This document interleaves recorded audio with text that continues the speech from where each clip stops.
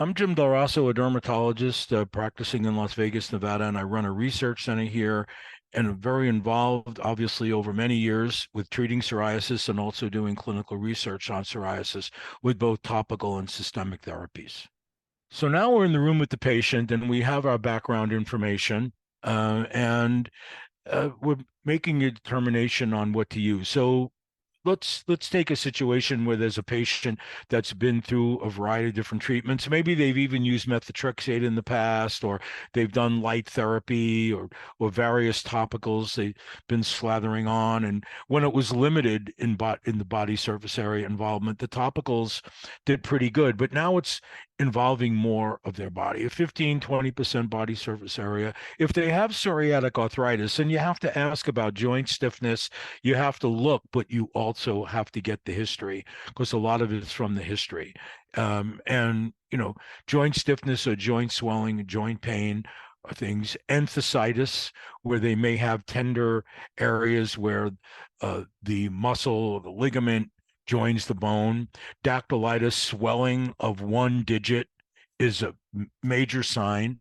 I just picked up a patient recently that was wearing a boot, and I asked them what happened. They said, well, the doctor said I must have had some kind of trauma, but I didn't.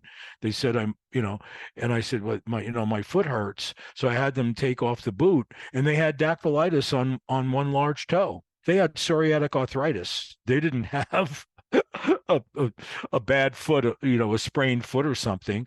And when I looked, she had psoriasis, a few plaques in some areas that she didn't necessarily show, and some on her scalp.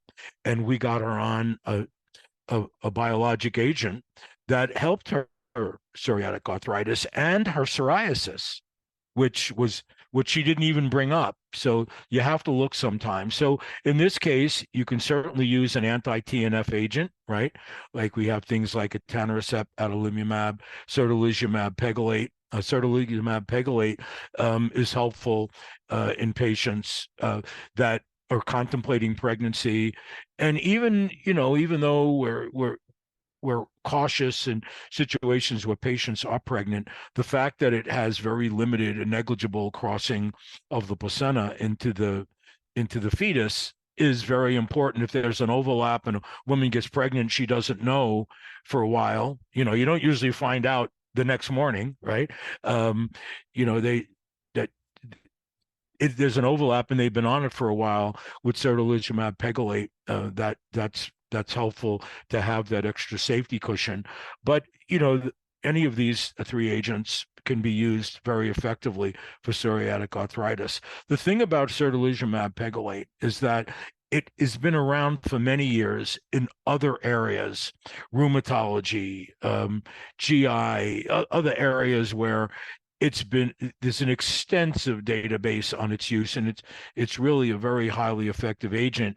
We know about it for psoriatic arthritis and more recently for psoriasis. So it came in to the dermatology world late, but the body of evidence supporting its use and its efficacy and its safety is consistent with what we know about anti-TNFs.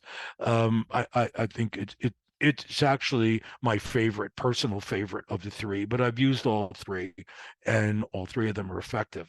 Now, the anti-IL-17s, these are newer agents, and they are also very effective for psoriatic arthritis and psoriasis. They don't carry necessarily some of the baggage considerations that the anti-TNFs carry in some of the adverse events, but they do carry the risk that there's potential issue of a problem if patients have inflammatory bowel disease, and they also predispose patients to getting candidiasis.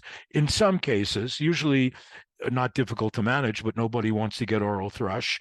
So there's always balances that are going on for individual patients, and both of those classes of therapies are effective. The IL-23s do have data, and some are approved for psoriatic arthritis as well as psoriasis. I don't think they work quite as well myself, but they do have data, and some people find them very effective.